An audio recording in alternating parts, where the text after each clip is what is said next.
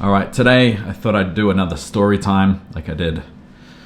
I think I've done this before, and the topic is dating a narcissist, and I'm gonna tell you a bit of a story. This is something that's been going on since I got back to Taipei, and hopefully there's a lesson or something in there that you can take away if anyone's experiencing something similar.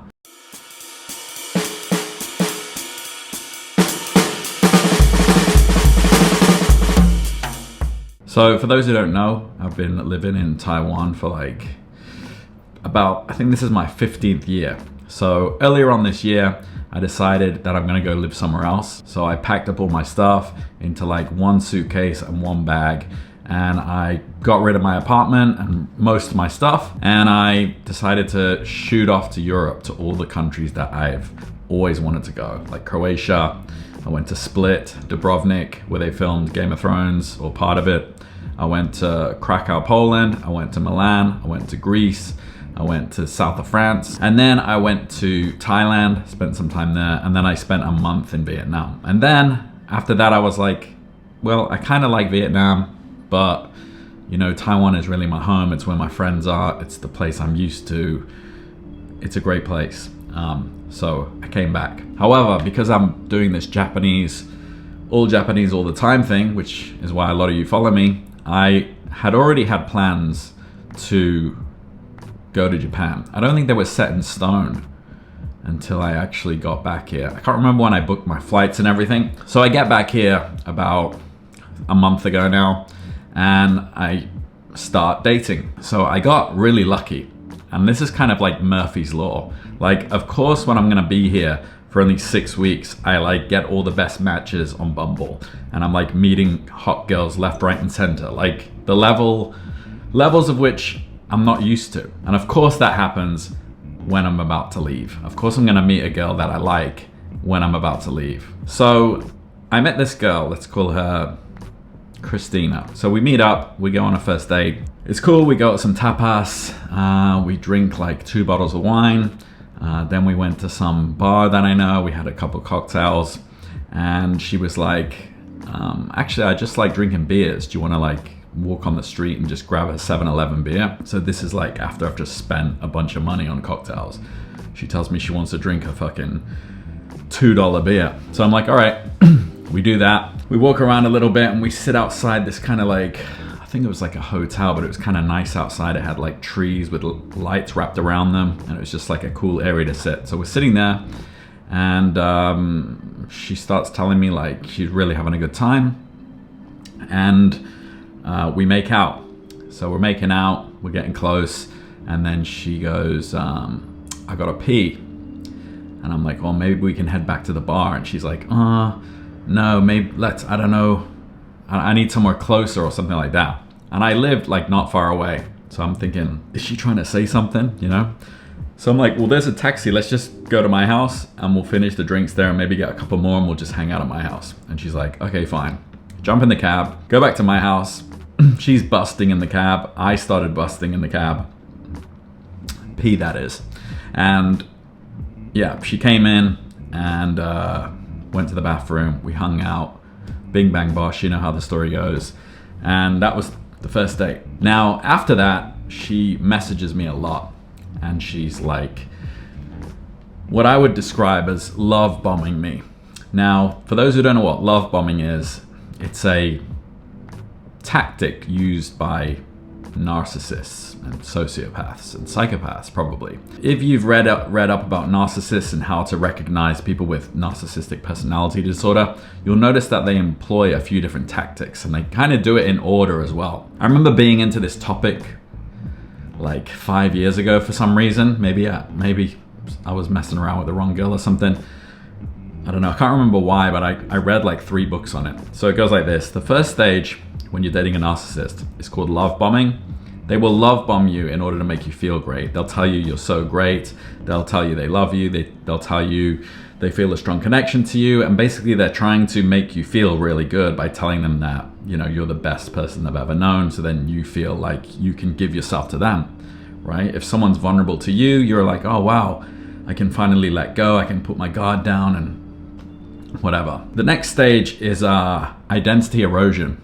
So when you've let your guard down and you're relying on that other person, they might start to then dig at you, or they might start to like pull away. So for those of you who've ever been like really into someone and then they like pull away and they don't really like you, it can feel kind of shitty, right? So imagine someone doing that when before they were really into you. Like, it feels worse. And then I think there's after that, there's something called triangulation. And triangulation is when they try to pit other people against you. So they might be like, you know, maybe their ex-boyfriend shows up out of nowhere. They're like, I think my ex-boyfriend just showed up in town. I think I'm gonna like hang out with him. Make you jealous. Again, it's identity erosion. It's trying to get your sense of worth reliant on them. And then when they have it, they start picking you apart. What's the last stage? I think it's called like the grand finale or something, which is when you're totally just a nothing, when they've totally worn you down emotionally, they break up with you in like the worst possible way. So why am I talking about this? Well, it's the love bombing thing.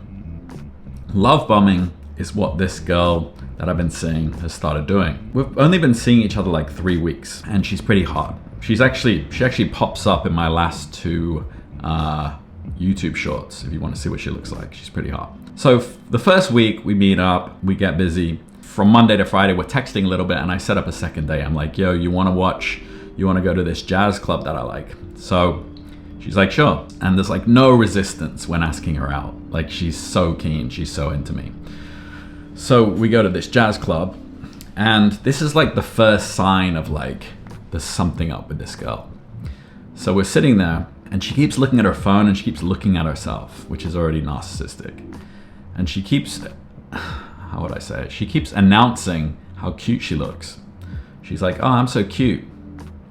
How am I this cute? Like that. And we're in a jazz club. People are like still talking a reasonable amount. And she's like saying to me like, why don't you say I'm cute?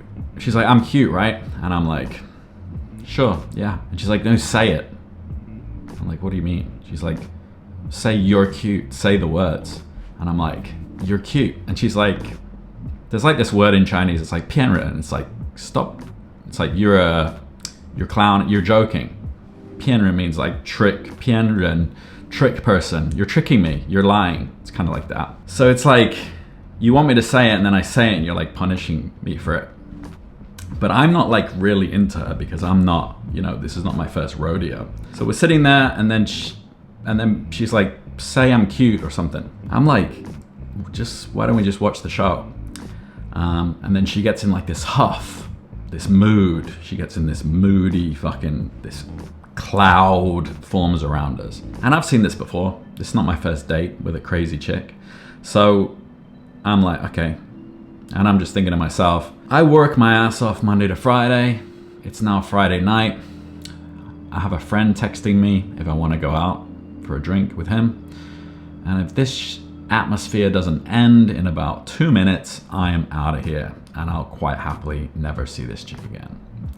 So I'm just sitting there, kind of counting down, enjoying the show, and not letting her vibe inflict on mine. So because I'm not biting, she's like, you don't text me enough, and you never ever say nice things to me or do nice things. She's like, you don't even like me, right? She's like fishing. I think we might have met during the week as well, I want to say. I don't know if this was the second date or the third date, or she might have come over just for some fun on like the Monday or Tuesday, because I felt like we were close at that point. So anyway, I'm like, yeah, I'm not much of a texter. I don't text a lot. I don't text anybody a lot. I'm busy. And she's like, yeah, I don't think you really like me though. You don't like me like I like you, and I like you a lot, and it doesn't feel good. And I go, well, that's not fair, because last week I took you out. I spent a few $100s on taking us to different places, which I booked and I found and I paid for. And then today, you know, I only get Friday and Saturday off a week. Those are the days where I free myself up for like going out. And usually I only go out one of those days, because if I can't do 2 because I can't deal with the hangover and whatnot, I'm too old. So I'm like, and then today, you're getting my time as well. I found a nice place. I found a different kind of date. You said you'd never seen jazz before.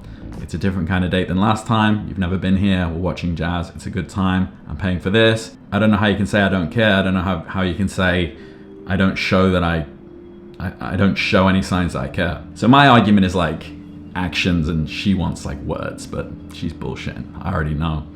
So she shuts up again. She's in this sulky mood. And I'm like, man, I'm not even gonna try and like make her happy or make her laugh. I'm not gonna sit there like, you know, doting on her and going, oh, come on, brighten up. I'm just not. That's not how you get the atmosphere. This is not how you fix things with people like that. I'm not biting. And then after like 2 minutes, she goes, I'm sorry. And I said, thank you. It's good you just said you're sorry because I was about to leave. And she was like, had this like shocked look on her face. And I told her exactly what I just said. I was like, look, I usually only go out once a week, and I've chosen to be with you for the last 2 weeks, which means I care. It means I want to be here with you. If I didn't want to be hanging out with you, I wouldn't. It's as simple as that. So don't tell me what I care about, whether I care, whether I don't care. So she's like, okay. And then she gets all lovey-dovey and she's like, can't keep her hands off me, and we're watching the rest of the show and everything's fine. So that weekend's over, and then I decide, for some reason, on like the Sunday or Monday, to look on Bumble. And for those who know, on Bumble, you have your profile. It will say, if someone's opened Bumble for like 4 hours after they open it, it'll say like how many kilometers they are away. If they haven't opened it, it'll just say the city, right? So if she hadn't opened it, it'd be like Taipei. But if she had, it'd be like Taipei, like 4 kilometers away. So I like open it on Sunday and I'm like, she opened it. Huh. Okay, I thought she like really liked me. It's weird how she's seemingly looking for other dudes. But still, I'm not really invested, so I didn't care. Monday rolls around, Tuesday, Wednesday, Thursday, and then we like plan to meet again for dinner on like Saturday. And she's complaining as well. Like, she'll like text me nearly every day and I won't reply straight away, and there'll be like little complaints from her, like, oh, you don't text back, do you even like me? She'll send me a picture as well. Do I look pretty? She has this like insecurity thing. I think she might have come over like in the week again for a bit of fun. And then I kind of checked that thing again on Bumble, the kilometers, every single day. And she was on it. So in my head, I'm like, okay, so she's still on Bumble, so I don't really need to feel bad about these little complaints she has about me texting her and not texting her and not caring about her and all this. Plus, I've only known her like, this is the second week. I've known this chick like 12 days. We go on the date, and this time it was like more expensive, but I don't mind paying a bit for a date, because if I see a restaurant that I really like I really like going to different restaurants that I've never been before, and really I'm doing it for myself. So for those of you who are going, oh, you buy dinners for girls, you're simping. No, I want to go, and I have the money. I'm not a brokey, so I can afford it, so I'll take a girl out, but usually it's because I want to go there. So we go there and we're hanging out, and in the restaurant, it's really fun. Then we go to this cocktail bar for like a couple espresso martinis, and she starts whimpering again that I don't text her. And she's like whimpering more than the last time. She's saying I don't like her, and I'm like, this is the alcohol. So I'm like, look, you're drunk, so you're crying a lot, so do you want to go? So she's like, all right. So we go. Yeah, she stayed over, and then the next morning she like has an axe to grind. So she keeps complaining about this thing about me not texting at a high enough frequency. And I say to her, well, look, you've been saying I basically acknowledge her love bombing. I'm like, look, you've been saying all this stuff to me, like you like me, and you're really into me, and I'm the best guy you've ever met. And she was saying all kinds of stuff, but your actions don't align with your words. And she's like, what do you mean? I'm like, well, you say all this stuff, but I checked every day last week and you logged into Bumble every single day. So you either think I'm the best guy, in which case you wouldn't use Bumble, or you're lying and you're still looking, or you have some kind of problem, addiction to the app. You've got an addiction to swiping. But the reason I haven't been texting you that much, the reason I'm not treating this as seriously, or the reason I'm not as intensely invested as you seem to be, is because I always look at actions over words, and you've been using it every single day. So she's like, fuck, I can tell. You know, she's like annoyed or whatever, but I don't know, we kind of like smooth it out. Now, at this point, this is like getting onto week number 3, and things are starting to feel like a little bit intense from her side. Like she seems super into me, she's love bombing me, She's saying, I really like you. I like you way too much. I think I'm in trouble because I like you too much. It's gonna really hurt if I can't see you again and all this kind of stuff. So this is like getting kind of awkward for me because I'm thinking like, man, I don't want to be a dick, but I still haven't told her that I'm going to Tokyo for 3 months in about a week and a half or 2 weeks. So I'm like, I need to break this to her somehow. And I'm starting to come up with stories of how I can say it. But at the same time, I'm thinking, why the fuck am I caring this much? I've only known her like 2-3 weeks. I am well within my right to just be like, it's none of your business why I'm going or where I'm going. You know, we're not together. We've only been dating 3 weeks. But I don't know, because she's been so intense, I also don't want to hurt her feelings. So this last weekend rolls around. So it's now Tuesday. So this is probably like Friday night. And we go out to eat dinner and she starts weeping again. And I'm like, what's up? And she's like, you still haven't been texting me enough. And I'm like, well, we already talked a bit about this. You know, even though we've been seeing each other for 3 weeks, I've only really been taking you seriously for 1 week. Because this is actually the first week when I checked her Bumble, she hadn't logged in, so she wasn't using it. She actually said she deleted it, but it means she hit delete and deleted the app. She didn't delete her account, but whatever. So she's like, okay. I'm like, yeah, so did I text you more this week? She's like, yes. And I'm like, so because you stopped using Bumble. So do you see how it works? And she's like, yeah, but I still don't feel like you messaged me enough. I still don't feel like you're what I need. I'm like, what do you mean? She's like, I need the text messages. And I'm like, what about all the dates I take you on? What about the things I book? What about how much I pay? What about all the other ways I could possibly show that I'm into you as well? And she's like, yeah, but I need the text because I need the words. And I'm like, yeah, but that means there's some underlying problem. And I'm trying to like get to this insecurity that she has. And then I'm like, why are you crying? Like in a public place, like I'm gonna look bad. I'm sitting here eating food with a girl and she's crying. Can we like go back and talk or something? And she's like, yeah, I'm crying because I don't know if I'm gonna see you again after this. And it makes me sad. And I'm like, damn, that's fucking toxic.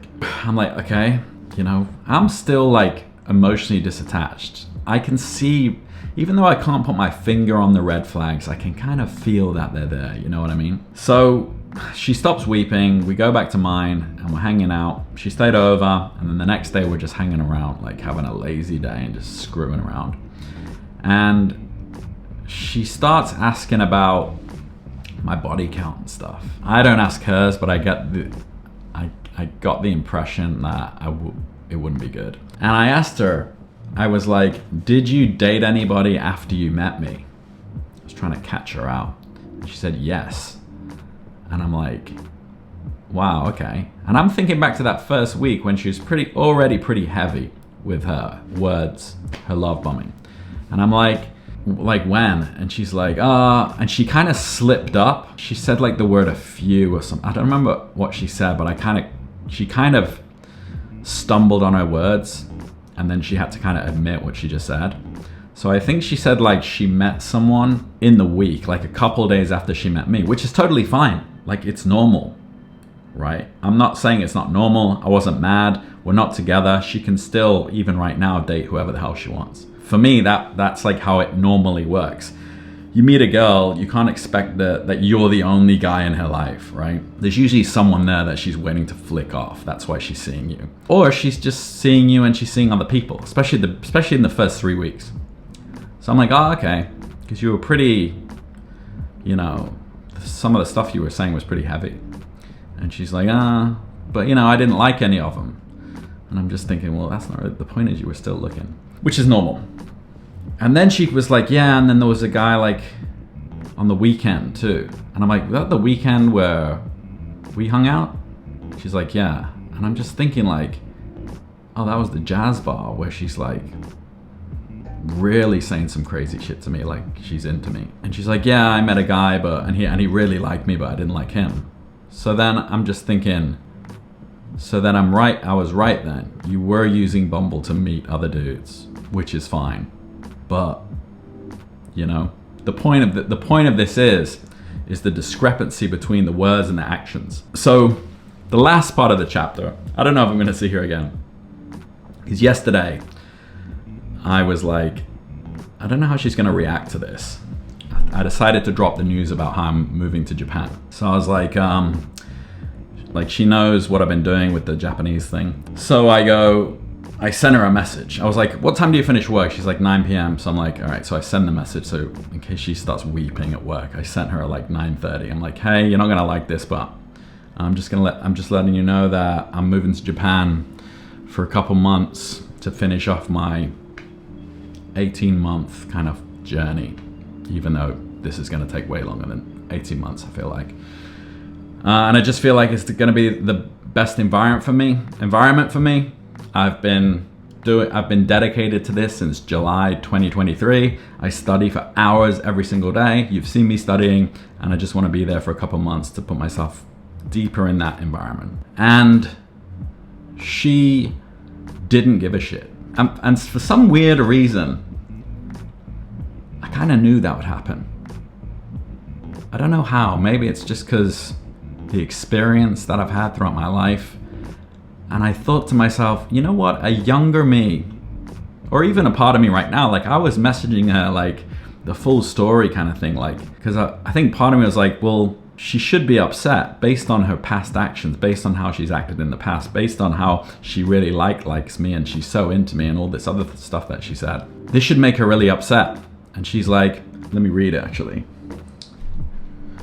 She said, this is a girl who's texted me every single day since we met. And she replies, well, I guess that's it. It was a good time. Thanks for everything. Heart. So then I'm like, explained a bit more. She's like, no, I'm happy for you. And just cold, right? And this is yesterday. I was being pretty upfront and I said, look, I'm going away. Although things have moved quickly between us and quite intensely, and I do like you, I don't feel like I have the right to tell you what to do during those 2 to 3 months. And what I mean by that is, I don't feel like I have the right to tell you to wait for me or that you can't date anyone else or whatever. Now, she's been kind of broaching this thing like it's her birthday coming up and she wants me to like take her out. And so her only reply to everything is kind of like, she's like, thanks for explaining it to me.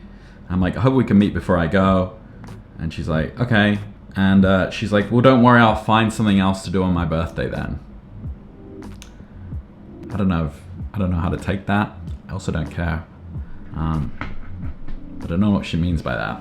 And today is the first day that she hasn't texted me at all. So she doesn't seem to give a shit, which is in line with the rest of her actions. Now you might be saying like, well, she's probably just a romantic. She might not be a narcissist. Well, I've dated romantic girls as well. There's like a difference and I can't quite put my finger on it. And I don't know if I'm explaining it or illustrating this well. But here's an example. I used to date this girl who was a self-proclaimed romanticist, right? I dated her for like 18 months and, you know, I used to go home for Christmas and I used to, you know, go away sometimes. And I remember her response would always be like, oh, are you gonna come back? And like if I was gone over Christmas for like a month or so, she'd be like, oh, I'll wait for you. Don't worry about me, I'll wait for you. What date are you coming back? Can I call you? Can we talk on the phone? Are you gonna be able to call me? You see like the different kind of questions? This girl didn't even say I'm gonna wait for you. She didn't even say like, oh, well, I think like one message I sent her was when she said, I'm happy for you, I said, I appreciate that. I don't want you to think I'm choosing one thing over choosing you. It's not like that. I do value our time together and 2 or 3 months is not forever. It's not that long anyway. And she's like, no response. So it's kind of interesting. I actually saw this on Twitter today. It's like a classic rule. I always tell it to people when I've been asked before, like, what is one piece of advice? What's one piece of dating advice you would give to someone or give to your younger self or whatever? And the classic #1 piece, which encompasses so much, is never listen to what they say, only watch what they do. So the text, love bombing. The speaking, love bombing. But the doing, using Bumble continuously. Not caring by the fact that I'm leaving for 2 to 3 months. You know, you like gotta weigh it all up. The silence, knowing that I'm leaving, it's not deafening, but it's interesting. It's very interesting. I'm very experienced. And I might not have illustrated this story that well. I might not have put the point across as well as I wanted to. But the best way I can really wrap it up is to say there's just something As Morpheus said, it's like a splinter in your mind driving you mad. That's what it is. And I think it's got something to do with the shortness of how long we've known each other, the intensity of how much she's claiming to like me, while also being slightly dishonest about actually going on dates after she met me, contradicting with that love bombing. So I think I'll wrap it up with that. It's just a bit of a story time. Let me know what you think. And yeah, I'll wrap it up with that lesson. If you feel something is off, pay attention to it. And if you're really unsure about where you stand with someone, especially a chick, don't listen to what they say or text. Watch what they actually do and focus 100% on that.